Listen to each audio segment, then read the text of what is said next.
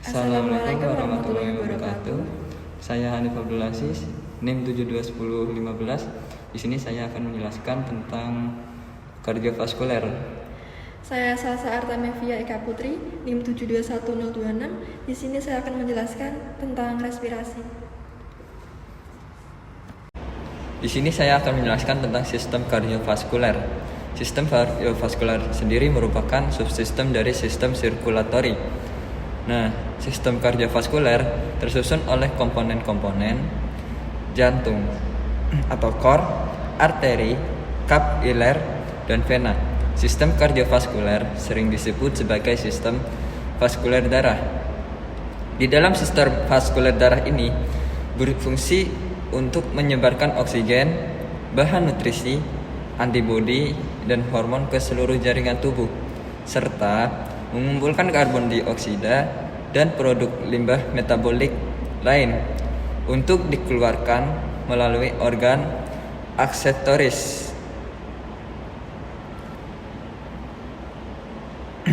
Dalam histogenesis sistem kardiovaskuler berasal dari mesoderm. Nah, saya akan menjelaskan tentang jantung.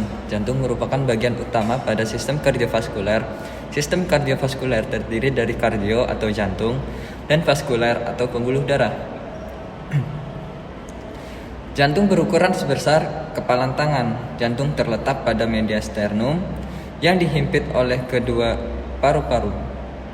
Fungsi jantung sendiri yaitu berfungsi untuk memompa darah ke pembuluh darah dengan kontraksi ritmik dan berulang.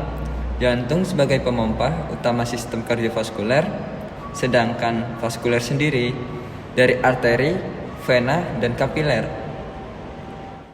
Untuk lapisan jantung terdiri ada 3 jenis, yaitu perikardium atau lapisan atas, miokardium atau lapisan tengah, dan endokardium atau lapisan dalam. Nah, di sini ada bagian jantung nih. Bagian jantung terdiri atas vena cava superior dan inferior. Yang kedua ada vena pulmonalis. Yang ketiga ada atrium dextra dan sinistra atau serambi kanan dan kiri. Yang keempat ada ventricle dextra dan sinistra atau bilik kanan dan kiri. Yang kelima ada arteri pulmonalis. Yang keenam ada aorta. Saya akan menjelaskan tentang mekanisme kerja jantung. Mekanisme kerja jantung yang pertama, darah yang kaya karbon dioksida disalurkan menuju vena cava superior, kemudian ke atrium dextra, kemudian ke ventricle dextra, kemudian ke arteri pulmonalis menuju ke paru-paru.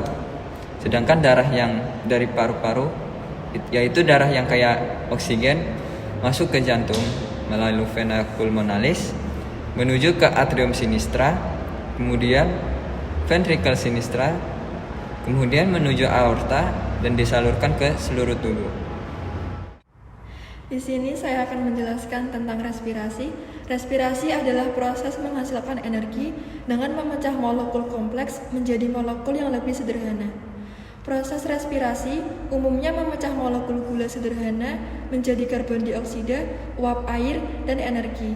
Selain dari bernapas, manusia memperoleh energi dari apa yang dikonsumsi. Lalu ada alat-alat respirasi. Yang pertama, hidung untuk masuknya udara saat bernapas. Yang kedua ada laring, memiliki 2 pita suara yang membuka saat bernapas dan menutup untuk memproduksi suara. Yang ketiga ada trakea, berfungsi mengalirkan udara dari dan menuju perut. Yang keempat ada bronkiolus, berfungsi mengontrol jumlah udara yang masuk dan keluar saat proses pernafasan berlangsung. Yang kelima ada alveolus, sebagai tempat pertukaran oksigen dan karbon dioksida. Yang keenam ada faring, berfungsi menyalurkan aliran udara dari hidung dan mulut ke trakea. Yang ketujuh ada epiglotis, berfungsi untuk mencegah makanan dan minuman masuk ke saluran pernafasan dan menyebabkan tersedak. Yang kedelapan ada diafragma, membantu memperluas paru-paru. Yang kesembilan ada paru-paru untuk menampung udara kaya oksigen dan mengalirkannya ke pembuluh darah untuk disebarkan ke seluruh tubuh. Yang selanjutnya ada mekanisme respirasi. Yang pertama ada inspirasi. Otot-otot kosta kontraksi menyebabkan ujung depan kosta tertarik ke arah kraniolateral.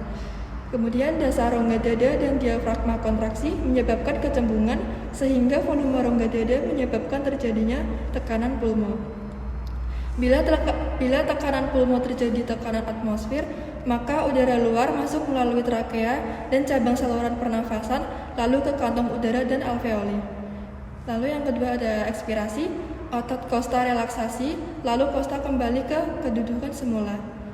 Diafragma relaksasi, kemudian organ-organ abdominal mendorong diafragma dan dibantu otot abdomen menyebabkan kecembungan sehingga volume rongga dada menyebabkan volume kontraksi, kemudian udara keluar.